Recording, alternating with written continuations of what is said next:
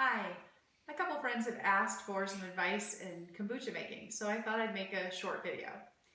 In order to start your first batch of kombucha, you need to have the proper brewing vessels as well as a SCOBY. So a SCOBY can be shipped to you or given to you by a friend, and it's the piece that actually does the brewing. You can see a beautiful SCOBY on the top of a batch here. So let's start from the beginning. You want a brewing vessel similar to something like this, okay? And then you will need a second brewing or storage vessel, and what is best is anything with a swing top on the top. You can use any glass container that has a plastic lid, but the swing tops are the best. They actually help you get some carbonation. So we're gonna brew the tea. You want to brew approximately a gallon of water if you have a gallon-sized brewing vessel. And for each gallon, you're going to use 5 tea bags or loose leaf tea equivalent with an organic black tea or a combination of black and green tea. But the SCOBYs are made dependent upon what you're brewing with. So if you're going to use a green tea, you're going to need to make sure to have a Jun SCOBY. That's another conversation. So, assuming you're using black or a combination of black and green, 5 bags, 1 gallon of water boiled. After you turn the boiling off, you're going to add in 1 cup of sugar per gallon. Put it in, stir it up, and then eventually, when it cools down to room temperature, you're going to pour it into your container that has your SCOBY.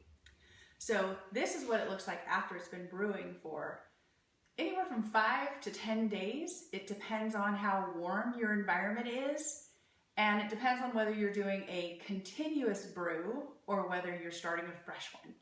So I usually do a continuous brew. What that means is this is the container.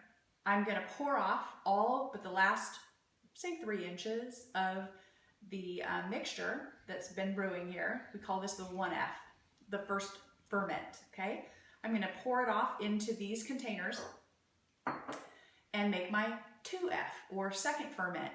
For the second ferment, that's when you add your fruits or your flavors. My favorite are, what do we have here?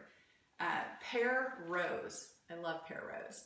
Another favorite is lemon ginger. And the last couple that I really do all the time are elderberry and pomegranate hibiscus. So you can use a combination of fresh fruits when you blend. You can take fruits and put them into your blender, blend them up. That works wonderfully as well. You can use frozen fruits, you can use dried fruits, or you can use fruit juices. It's really up to your imagination how you want to make your 2Fs come out. So I shared with you a couple of my favorites. You're going to put the fruit in, and that's one reason why the blended fruit works so well, is because you have to be able to get it in through the hole. I use whole fruit though.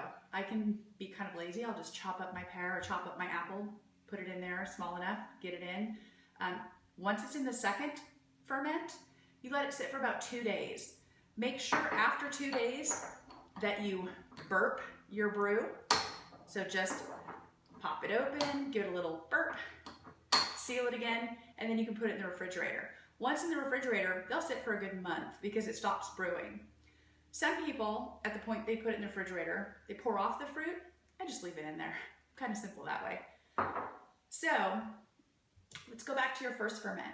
Okay, while it's fermenting, you do not want to have a lid on the jar. You want to have it breathable. So what is recommended is some type of a tea towel or something over the top with a rubber band to keep any gnats or bugs or anything from being able to get access to it. And then it just needs to sit in a quiet place in the house so it's not moved around. And you don't want to have it in direct sunlight. It's okay, like right here where it's indirect, but you don't want to have it right underneath one of the windows where it's getting direct UV lighting, because that affects the bacteria and yeast that are fermenting inside of it, which is actually what we want. So, if you don't have any other thoughts or questions, we're going to post some additional information on the recipe and some additional ideas for second ferments as well.